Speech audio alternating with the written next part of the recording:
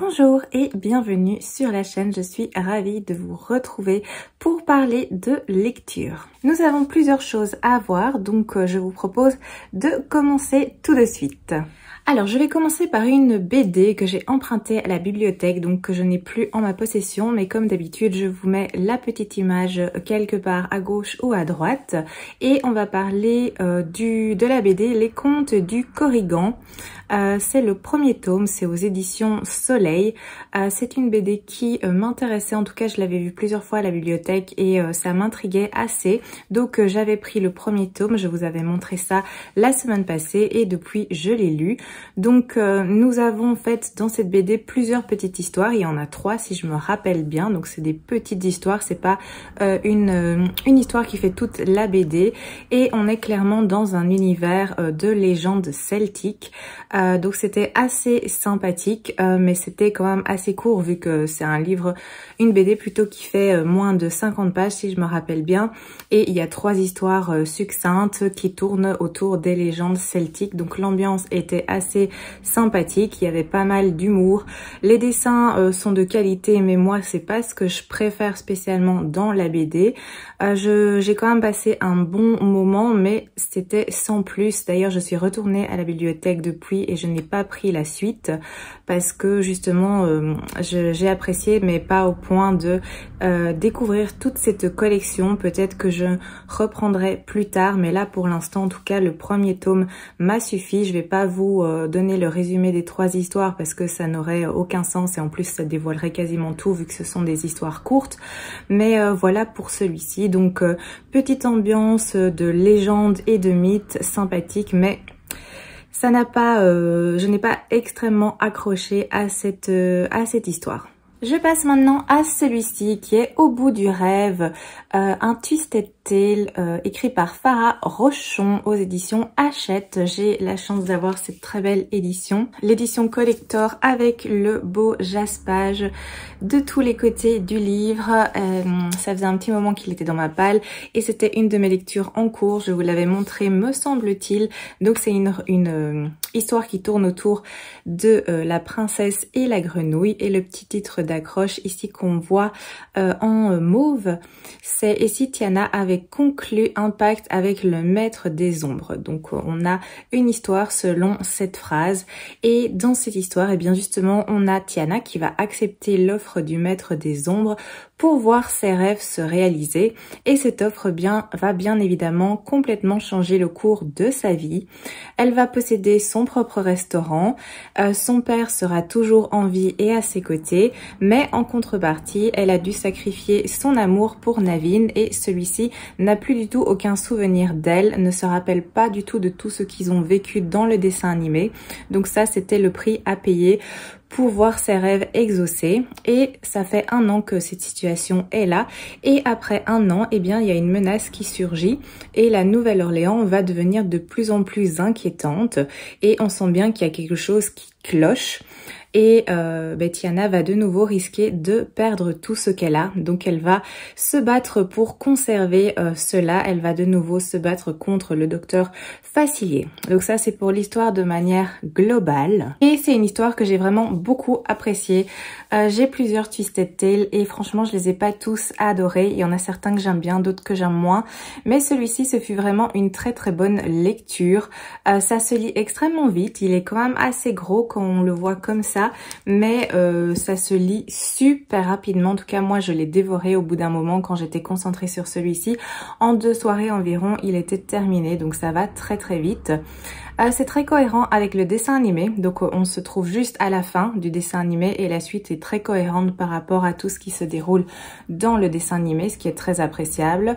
Je pense par contre qu'il est important d'avoir vu le dessin animé avant de faire cette lecture parce que sinon on va être un petit peu perdu parce qu'on retrouve beaucoup de personnages que Tiana rencontre dans le dessin animé. Donc si on ne l'a pas vu, on risque de pas comprendre parce qu'il n'y a pas un petit récapitulatif de qui est qui fait quoi, comment ils se sont rencontrés. Non, on poursuit une histoire. Donc si vous n'avez pas vu le dessin animé, je vous conseille de d'abord le regarder avant d'entamer cette lecture. Donc j'ai beaucoup apprécié l'ambiance du bayou, l'ambiance de la Nouvelle-Orléans.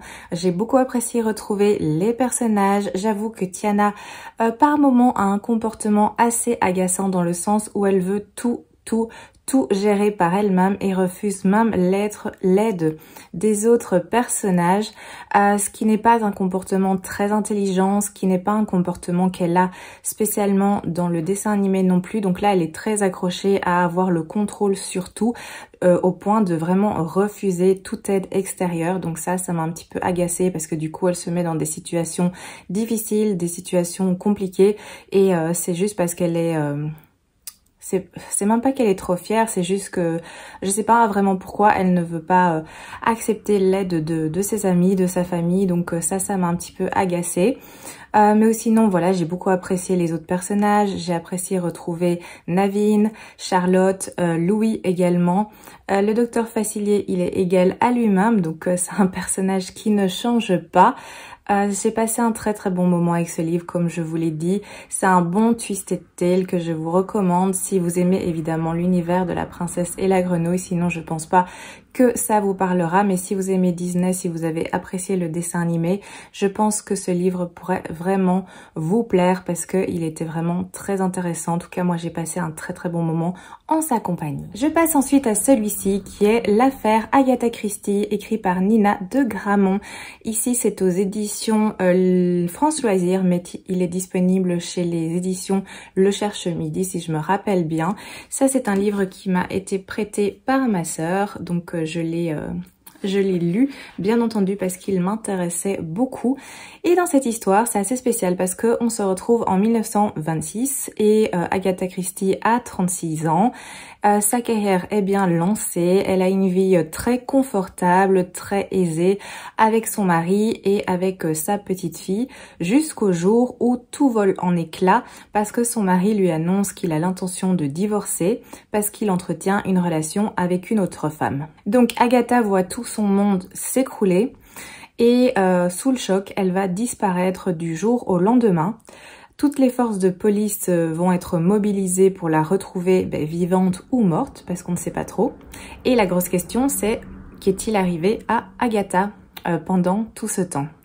Donc ça, c'est pour le contexte de l'histoire. Donc l'autrice ici s'est vraiment inspirée d'un fait réel parce que c'est arrivé, Agatha a bien disparu à un moment et personne ne sait où elle est passée, ce qu'elle a fait. Elle a toujours soutenu qu'elle n'en avait aucun souvenir. Donc ça, c'était un fait réel qui reste un mystère actuellement. Et l'autrice a décidé d'exploiter ce fait réel pour créer une fiction autour, bien entendu, c'est une fiction, autour de la disparition d'Agatha Christie. Elle a imaginé une histoire qui est ici pleine de secrets et d'intrigues. Donc dans ce livre, ce qui est original aussi, c'est que la parole est donnée non pas à Agatha Christie, mais à la maîtresse de son mari. Donc j'ai trouvé que c'était très original, différent, surprenant. J'ai bien apprécié cette approche. Donc cette femme, qui est la maîtresse du mari d'Agatha Christie, va nous raconter la disparition de celle-ci de son point de vue. Et elle va également nous raconter son histoire personnelle, que j'ai trouvé vraiment très intéressante et très touchante par plusieurs aspects. C'est vrai qu'au début, j'ai été un petit peu perturbée par la façon d'amener cette histoire, justement d'avoir le récit de la maîtresse, mais ensuite j'ai été très vite emportée. Donc une fois que je m'étais habituée à ce style, eh bien je l'ai lu très vite et j'ai vraiment été emportée dans l'histoire, emportée dans le roman. J'ai trouvé que c'était une histoire assez inattendue, avec plusieurs retours dans le passé, ce qui ajoute un plus. Moi, ça m'a pas perdu. J'aime bien quand il y a ce genre de petits retours passé-présent. Je trouve que ça ajoute un rythme, du dynamisme à l'histoire. Donc, j'ai vraiment beaucoup apprécié. Et on va aussi découvrir que les personnages de cette histoire sont étroitement liés, donc que Agatha Christie et cette femme qui est la maîtresse de son mari ont un lien qui les unit. On va aussi découvrir d'autres personnages qui sont impliqués dans cette histoire et tout le jour va se faire sur cette affaire. Donc on va vraiment découvrir le pourquoi du comment progressivement. C'était vraiment très intéressant, c'était très bien fait. Les thématiques, il y a des thématiques graves qui sont abordées dans cette histoire, notamment tout ce qui tourne autour du thème de la maternité. Je n'en dis pas plus pour pas vous donner trop d'informations, pour que vous puissiez aussi avoir la surprise, parce que je pense que c'est aussi important de le découvrir pendant la lecture, mais sachez que ça tourne autour de la maternité de manière générale, je ne précise pas plus. Donc c'était un récit vraiment plein de surprises. Ça va parler d'amour, ça va parler de vengeance, il y aura de la tristesse, il y a aussi une histoire de meurtre parce qu'il y a une enquête policière aussi. En plus de la disparition d'Agatha Christie, il y aura aussi une histoire de meurtre dans ce récit et on va découvrir aussi le pourquoi du comment qui est également lié au passé. Enfin, c'était vraiment très très bien amené. Les choses sont vraiment bien construites, bien structurées. Il y a un très chouette dénouement. C'est très bien fait. Franchement, j'ai été agréablement surprise de voir de découvrir cette histoire qui change, qui est différente et qui est très intéressante, vraiment, et qui aborde des thématiques qui font aussi un petit peu réfléchir sur le sens de la justice, etc. Donc, une très très chouette lecture pour ma part. Encore un autre livre que j'ai lu et terminé, c'est Les Dents de la Mer de Peter Benchley. Je l'ai lu sur ma liseuse parce que apparemment la version papier est un petit peu difficile à trouver. Donc je l'ai lu sur ma liseuse, c'est pour ça que je l'ai pas en main. Je vais vous mettre la petite couverture, mais je pense que vous connaissez très bien l'illustration de ce livre. Donc dans cette histoire, est-ce que je dois vraiment le résumer? Mais bon, en gros, je vais faire un petit résumé rapide. On se trouve dans une station balnéaire quelques temps avant la saison vraiment touristique, l'été, et nous sommes donc à Amity, qui est une petite ville assez familiale où tout le monde se connaît, et une nuit, il y a une femme qui va être attaquée par un requin. On va retrouver son corps, en tout cas des morceaux de son corps le lendemain, et l'affaire va être confiée au chef Brody, le chef de la police de Amity, qui lui va être confronté à des difficultés, étant donné que pour lui le plus intelligent à faire est de fermer les plages et d'interdire les baignades, mais il y a une pression qui est présente étant donné que la ville dépend vraiment de la saison touristique pour faire son chiffre d'affaires, sinon il y a un risque financier important, l'économie est en jeu, donc il y a une résistance évidemment de la part des autres habitants qui ont des commerces et du conseil communal de manière générale, et bien évidemment il y aura d'autres catastrophes qui vont arriver. Donc le chef Brody va devoir faire face à la menace du requin et en même temps gérer un petit peu la situation à Amity et les tensions bien présentes. Donc ça c'est en gros l'histoire, mais je pense que vous la connaissez déjà, et j'ai vraiment beaucoup apprécié lire ce livre, en tout cas découvrir, parce que moi j'adore tous les films de requins, qu'ils soient bons ou pas bons, moi je les regarde parce que ça m'intéresse vraiment beaucoup, la thématique des requins. Ça me fait peur, mais en même temps, je suis très intéressée. Je regarde des reportages, des trucs plus scientifiques aussi, mais tous les films qui ont la thématique des requins. Et je me suis rendu compte, il y a un moment, que je n'avais toujours pas lu le livre, ce qui était un petit peu bizarre, et j'ai voulu justement remédier à cela. Donc je suis contente d'avoir découvert ce livre que j'ai beaucoup apprécié et qui est très différent du film. Au début c'est assez similaire et puis vraiment il y a une séparation qui se fait et c'est complètement différent. J'ai beaucoup apprécié cette lecture. Je vais pas vous expliquer tout ce qui se passe. Je pense que si vous êtes intéressé, je vous recommande vraiment le livre parce qu'il est vraiment bien.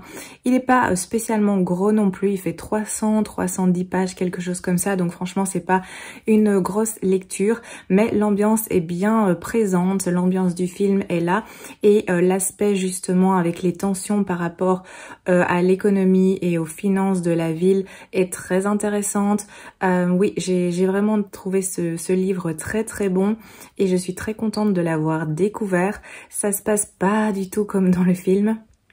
Je vous en dis pas plus, mais franchement lisez-le. Si vous avez aimé le film, si vous êtes intéressé par cette thématique, je vous le recommande grandement.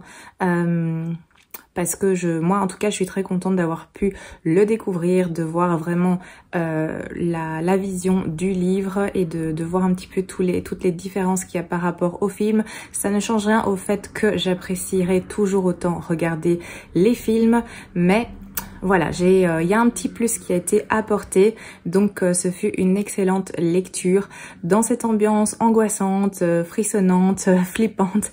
Donc voilà pour celui-ci. Ça c'était pour les BD, pour les romans. Maintenant j'ai lu des mangas également, je vais vous montrer ça. Alors je me suis pris à la bibliothèque celui-ci qui est Le Voleur d'Estaing de Camille Moulin-Dupré. C'est aux éditions Glénat. C'est un diptyque. Moi j'ai pris que le premier tome parce que je peux prendre maximum 10 livres. Livres, manga, BD, tout confondu, magazine, tout ça. Et j'avais déjà pris pas mal de choses, donc il me restait la possibilité de prendre un seul livre. Du coup, j'ai pas su prendre les 2 tomes, mais quand je retournerai, je prendrai la suite vu que c'est un manga qui se termine en 2 tomes. Et celui-ci m'intriguait parce que voilà, je trouve que la couverture est assez mystérieuse, c'est asiatique et on a un jeu de noir et blanc. Donc au niveau des pages, vous voyez, il y a des pages comme ça qui sont jour, nuit, avec les bords en noir pour la nuit et évidemment blanc pour le jour. Donc j'étais intriguée et je me suis lancée dans cette lecture. Donc ici nous sommes au Japon à la fin du 19e siècle et nous allons suivre en fait un voleur qui mène une double vie. Donc à savoir que le soir, eh bien, il cambriole, il commet des vols et le jour, eh bien, il travaille dans un restaurant qui appartient à son père. Et ce voleur, malheureusement, un soir, il va cambrioler le gouverneur et la fille de celui-ci va voir son vrai visage. Donc voilà, ça c'est pour l'histoire. C'est un petit manga assez court, hein, donc il n'y a pas non plus une histoire folle derrière. Ça c'est l'intrigue de manière globale, mais c'était une chouette découverte, c'était assez sympathique. L'histoire en elle-même n'est pas folle parce que je pense que vous l'avez vite compris, ça rappelle un petit peu Robin des Bois, cette thématique de voler aux riches pour donner aux pauvres. C'est un peu le même principe. Le voleur, il est un peu écœuré par toutes les richesses et ce décalage au niveau des habitants. Hein. Il y a une partie de la population qui est extrêmement pauvre et qui travaille et qui est malmenée par les puissants, et les puissants qui voilà, vivent une vie très confortable, qui ont des richesses et qui font pas grand chose pour tout ça. Donc c'est ce problème, cette différence. Donc on suit ce voleur. Donc très similaire à Robin des Bois, il y a d'autres classiques du genre. Le manga est construit de manière intéressante parce que c'est vraiment les graphismes qui sont intéressants. En tout cas moi c'est ça qui m'a vraiment plu. D'ailleurs ils sont vraiment mis en avant par rapport au dialogue. Vous voyez, on a des pages comme ça. Il n'y a pas grand chose comme dialogue. Au début il y a même une dizaine de planches où il n'y a pas un seul dialogue. Vous voyez, il y a vraiment beaucoup où c'est juste du visuel. Il y a un peu de dialogue, hein, effectivement. J'essaye de vous trouver quelque chose qui est pas trop... Voilà. Vous voyez, il y a des petits dialogues ici, mais c'est le dessin qui a quand même l'avantage par rapport au texte. Donc c'est quelque chose d'assez original. Il faut s'y attendre aussi parce que si vous aimez pas, enfin vous n'êtes pas réceptif aux images, à une histoire comme ça qui se raconte avec des images et que vous avez absolument besoin d'un support avec du texte, et bien peut-être que ça vous conviendra moins. Mais moi j'ai trouvé cette façon de faire très intéressante. J'ai beaucoup apprécié l'ambiance asiatique de ce récit. Et ça m'a rappelé aussi par certains aspects le clan des Otori que moi j'adore, je vous en ai parlé plein de fois. Donc j'ai apprécié aussi ce petit rappel, ces petits parallèles. C'est vraiment une lecture toute douce, très poétique. Je lirai, comme je vous l'ai dit, le second tome pour clôturer. Donc voilà, si vous avez envie d'une petite parenthèse comme ça sympathique, d'un petit manga qui vous entraînera pas sur des centaines, voire des milliers de tomes, ça j'exagère peut-être, mais en tout cas celui-ci pourrait faire l'affaire. Et moi j'ai passé un bon moment, ça se lit très vite évidemment, étant donné qu'il y a plein de pages où il n'y a pas de texte, eh bien on passe pas un long moment dessus, mais pour la beauté aussi du style et des dessins, ça peut être très intéressant. On a des planches, voilà. des choses comme ça. Même s'il n'y a pas de texte, c'est quand même très joli à voir. En tout cas, pour ma part, eh bien, j'ai apprécié. Donc voilà pour ce petit manga. Un autre manga que j'ai lu, c'est celui-ci qui est Le Gros Chat et la Sorcière Grincheuse, le premier tome de Hiro Kashiwaba. C'est aux éditions Doki Doki et c'est une petite histoire qui m'intriguait. J'avais décidé de le mettre dans ma palle d'automne parce qu'il y avait une sorcière, donc ça pouvait être assez sympathique à lire. Et j'ai passé un super moment, c'était vraiment très chouette. Donc dans cette histoire, on va suivre Jeanne, qui est une vieille femme solitaire qui vit recluse au fin fond de la forêt. Nous sommes dans un monde fantastique et on découvre que autrefois, quand elle était jeune, elle a vaincu le roi démon grâce à ses pouvoirs de sorcière et elle a été vénérée, mais depuis, ça fait des années, et elle est tombée dans l'oubli et elle subit même de la méfiance et même de la violence de la part des habitants qui sont très méchants avec elle en fait et qui la traitent de vieille sorcière.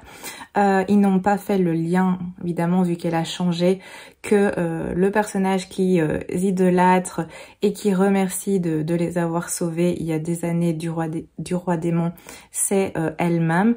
Donc elle est un peu tombée dans l'oubli et elle est assez maltraitée par les habitants. C'est pour ça qu'elle vit vraiment recluse. Elle est vraiment toute seule et pour briser sa solitude, elle a décidé un jour d'invoquer une créature d'un autre monde. Et en fait, la créature qui va apparaître devant elle, c'est pas un dragon, c'est pas un phénix, c'est pas que sais-je, une autre créature de ce genre, mais en fait, elle va invoquer un gros chat. Comme vous le voyez, on a cet Hannibal qui va être invoqué et être d'un coup présent, apparaître devant son nez. C'est un gros chat qui a un comportement de chat, donc il est mignon, mais il a son petit caractère. Et du coup, on va découvrir cette relation entre cette sorcière grincheuse, parce qu'elle est vraiment grincheuse, qui a invoqué un gros chat. Elle s'attendait pas à ça, elle voulait autre chose, et ce chat qui atterrit dans ce monde et qui se demande un petit peu pourquoi il est là, quel est l'intérêt. Il a un comportement de chat et c'était vraiment super chouette, super fun. On voit un petit peu la relation se construire. Donc voilà pour l'histoire et c'était vraiment super sympa. Donc on a ce genre de dessin qui est assez joli. Je trouve qu'il y a quand même pas mal de détails. Des petits éléments intéressants. Donc voici, pour vous donner une idée du style. C'est une lecture que j'ai beaucoup appréciée. D'ailleurs, je lirai la suite. Je sais pas quand le second tome va sortir parce que celui-ci, je l'ai trouvé il y a pas longtemps. Donc, je suppose que il est sorti il y a pas longtemps. Mais j'attends vraiment la suite parce que c'est très intéressant. Ça évolue bien aussi. Il y a des enjeux qui vont intervenir. La relation entre la vieille sorcière grincheuse et le chat également. Bref, il y a pas mal de potentiel dans cette histoire. Il y a un petit côté tout doux et confortable également, donc c'est une lecture très sympathique et qui m'intéresse, qui m'a rendue assez curieuse pour la suite. J'ai également lu un autre manga qui est celui-ci, L'Éden des sorcières, le premier tome. C'est aux éditions Kiun. Et ça fait partie aussi de ma palle d'automne, hein. J'ai commencé un petit peu à piocher dedans comme prévu. J'ai le second tome aussi de ce manga que je compte lire aujourd'hui ou demain, en tout cas pendant le week-end, c'est certain. Et j'ai découvert du coup le premier tome de celui-ci et c'était assez sympa. Alors nous sommes dans un monde où autrefois il y avait des plantes, il y avait des animaux, la terre était très riche en fait et tous vivaient en harmonie évidemment jusqu'à l'arrivée des hommes. C'est toujours le même problème, les hommes qui ne savent pas coexister avec d'autres espèces, qui ne savent pas respecter ni la faune ni la flore et qui a tout détruit comme à son habitude. Donc là on se retrouve dans un paysage qui est vraiment aride, où il n'y a plus de plantes, il n'y a plus vraiment d'animaux. Le reste de cette faune et de cette flore a décidé de fuir et se cacher. Et ces endroits où cette faune et cette flore est cachée, ce sont en fait des repères secrets de sorcières. Ce sont des femmes d'exception qui sont sensibles à l'appel de la nature de manière générale et qui prennent soin justement de cette nature mais qui vit cachée et reclus des hommes bien entendu. Ces femmes, évidemment, sont rendues responsables par les hommes, les humains de manière générale, hein, j'entends, sont rendues responsables de la disparition de la faune et de la flore. Du coup, elles sont traquées et chassées afin d'être mises à mort. Et dans cet univers, dans ce contexte bienveillant et chaleureux, n'est-ce pas, on va suivre Pili qui a grandi justement dans une de ses cachettes secrètes. Elle a été élevée par une sorcière et elle est son apprentie. Donc cette sorcière qui s'appelle Toura essaye de développer ses pouvoirs mais sans succès jusqu'à présent. Elle va lui offrir une petite graine pour l'encourager. Donc c'est un petit peu sa tâche de prendre soin de cette graine et de veiller à son bon développement.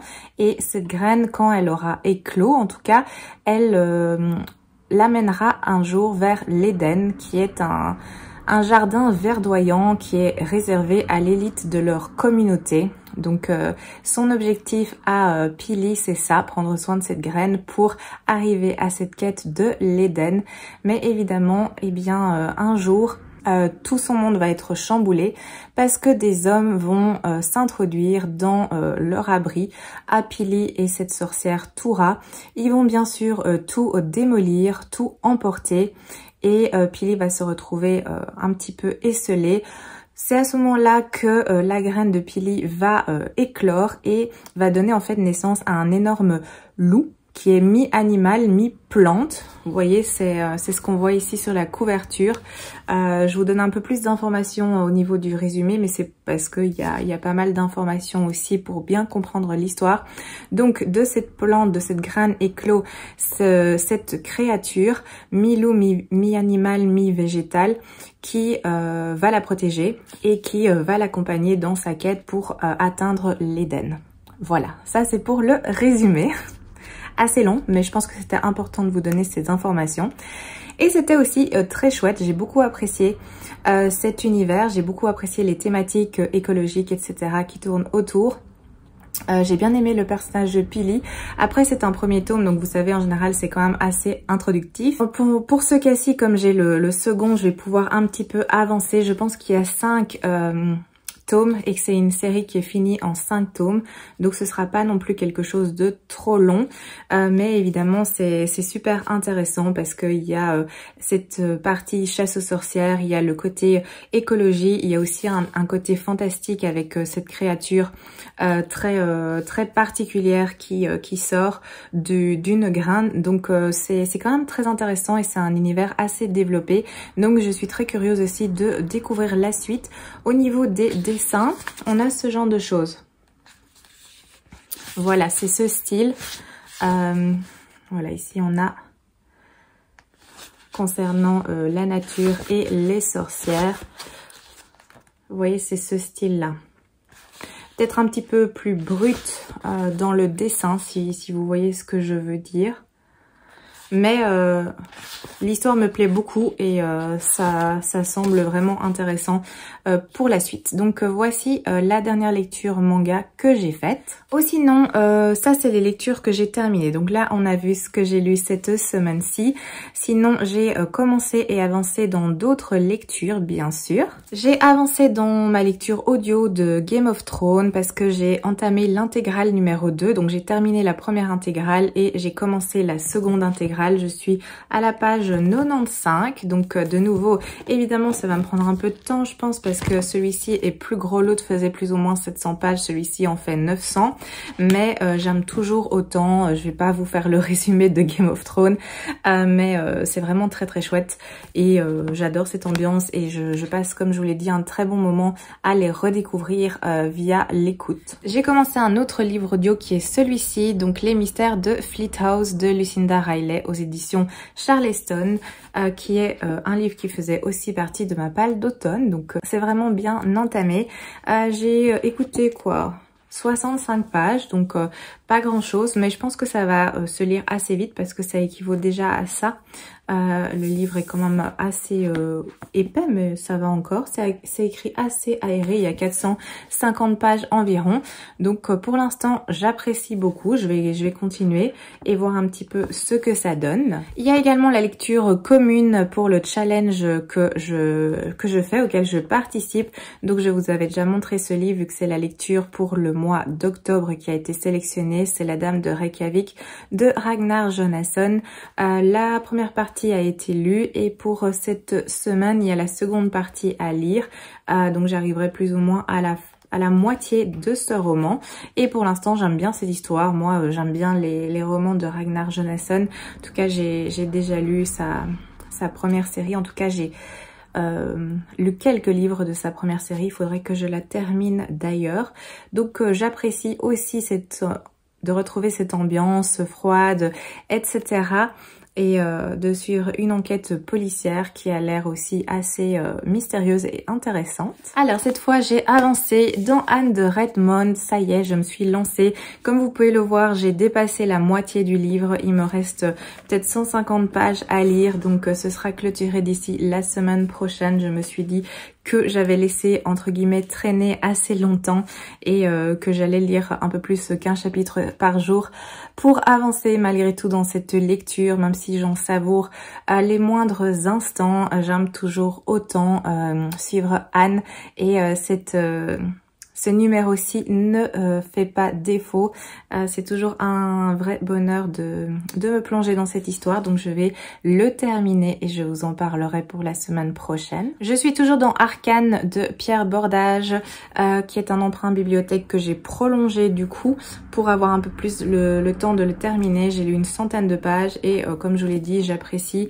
C'est vrai que là, je l'avais un peu entre guillemets mis de côté pour lire justement le Twisted Tale, pour l'avancer, le clôturer. Je voulais aussi terminer cette semaine l'affaire Agatha Christie pour découvrir et finir cette histoire. Donc celui-ci a été un petit peu mis en retrait, mais je compte bien maintenant le poursuivre. Alors j'ai commencé celui-ci qui est La Société très secrète des sorcières extraordinaires aux éditions Lumen. C'est écrit par Sangu Mandana. Je pense que ce livre vous l'avez vu partout. C'est aussi une sélection de ma palle d'automne. J'avais très hâte de le commencer, donc je l'ai pas laissé traîner dans ma palle plus longtemps. Là j'ai déjà lu 80 pages, un truc comme ça, et ça se lit vraiment très très bien, très très vite, donc je pense pas qu'il fera long feu. Pour l'instant le début j'aime beaucoup, c'est un petit peu cosy comme univers, vous voyez, c'est en mode cocooning, c'est très plaisant, donc je vais l'avancer. Il est très agréable parce qu'il est tout doux en main, vous voyez cette sensation comme ça, donc voilà pour celui-ci. J'ai également commencé celui-ci qui est Le Dernier Lion d'Albâtre de Dana B. Chalice aux éditions Gulfstream, leur édition électrogène. C'est aussi un emprunt bibliothèque que je suis allée chercher cette semaine parce que j'avais très hâte de découvrir cette histoire dont j'ai eu de très bons échos. De cette autrice, j'avais lu Mystic Flown, le premier tome, le maître des arcanes si je me trompe pas, qui est dans un autre univers complètement, vu que là c'est un peu plus futuriste, science-fiction avec des robots, etc. Ici, on est plus dans de la mythologie un petit peu orientale et j'ai lu 60 pages, donc je l'ai commencé vraiment très peu, mais pour l'instant j'aime beaucoup et ça se lit aussi assez vite, donc je pense que je pourrais bien l'avancer d'ici la semaine prochaine. Je sais pas si j'aurai le temps de le terminer, mais en tout cas je pense le découvrir beaucoup plus parce que pour l'instant j'apprécie. On va suivre aussi une jeune fille qui est une voleuse qui va devoir partir en quête d'un magicien, donc d'un magicien je vais dire, mais pour cela elle doit traverser un désert et tous les périls qui l'accompagnent, donc ça c'est en gros la thématique, mais j'ai hâte d'en découvrir un petit peu plus. Sinon je suis toujours dans ma lecture de Invocatrice, qui est le livre que je lis en numérique qui m'a été envoyé par l'autrice que je remercie grandement si elle passe par ici, que j'apprécie. J'ai dépassé la moitié, je suis à environ 55% de lu, donc voilà, je vais le continuer. Je compte bien le terminer aussi pour la semaine prochaine. Comme ça, je pourrai plus vous en parler. Ou sinon, j'ai également reçu celui-ci qui m'a été également envoyé par l'autrice, que je remercie grandement également, bien entendu. C'est De l'autre côté de la porte de fée. C'est écrit par S. Vicky Constantin. C'est un petit livre qui parle évidemment de fées. Je vous lis le résumé. Lorsque deux sublimes créatures passèrent la porte de son cabinet d'investigation privée, Jack, détective bourru dans la fleur de l'âge, ne se doutait pas un seul instant de ce qui l'attendait. Après s'être laissé convaincre de l'existence d'un univers parallèle en grand péril, accompagné de son neveu Dean, il se décide à suivre les deux fées, Eleanor et Lenorine, de l'autre côté de la petite porte miniature. Ils vont alors découvrir, au fil de leur investigation, non seulement un monde magique, mais surtout une façon de vivre et de raisonner aux antipodes de celle des humains. Ensemble arriveront-ils à sauver le monde des fées? Voilà, moi ça m'avait intéressée quand l'autrice me l'a proposé, donc j'ai accepté évidemment de le recevoir avec grand plaisir. Merci encore, j'ai hâte de le découvrir. Et j'ai aussi reçu un petit marque-page, donc c'est super gentil. Et j'ai également eu une petite dédicace, donc je suis trop contente. Et c'est un livre que je vais lire très vite aussi pour découvrir et pouvoir vous faire un retour. Passons à mes emprunts bibliothèque. Donc je vous ai déjà parlé du dernier Lion d'Albâtre qui est un emprunt bibliothèque, et du Voleur d'Estampes également, vu que ça c'est des livres que pour l'un j'ai lu et l'autre que je suis en train de lire, mais j'ai pris également d'autres choses. J'ai pris la suite du manga Beastars, donc j'ai le tome 5, 6, 7, 8, 9 et 10, comme ça je peux bien avancer dans ce manga que j'apprécie. Je vous en ai déjà parlé, hein, donc on est dans un monde où on va suivre des animaux herbivores et carnivores qui vivent en harmonie, en tout cas une certaine harmonie, jusqu'au jour où il y a un personnage, un herbivore qui va se faire dévorer. On ne sait pas par qui, mais c'est certain que c'est par un carnivore, donc il y a une méfiance, une crainte, une peur qui s'installe.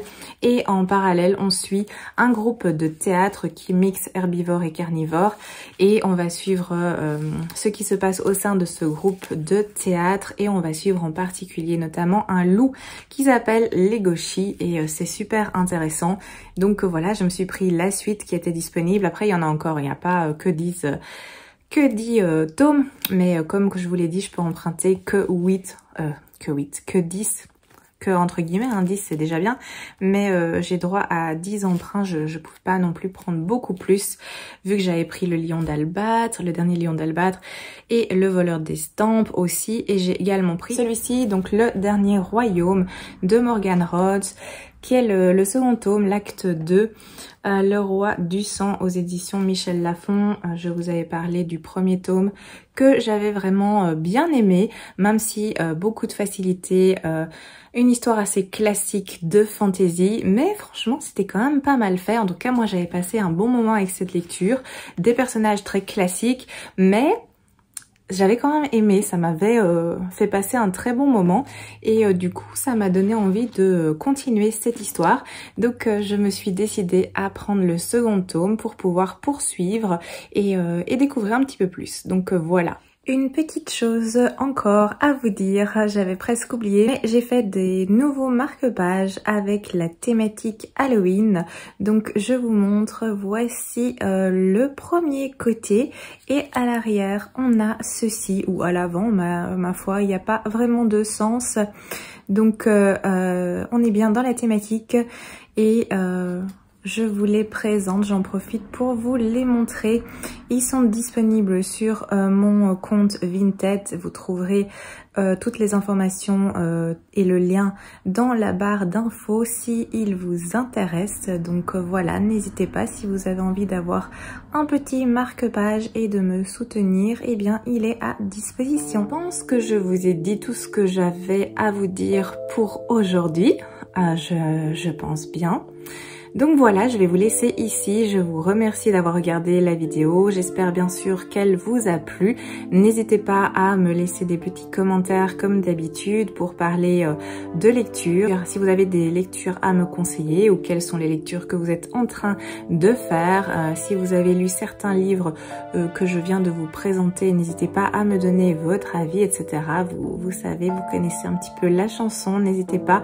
Si vous n'avez pas envie de faire de longues phrases, des petits emojis conviennent tout à fait aussi et font toujours plaisir également. Donc je vous remercie de votre présence, de votre soutien, de tout ce que vous m'apportez chaque semaine. Je vous souhaite un très bon dimanche et je vous dis à très bientôt. Prenez soin de vous.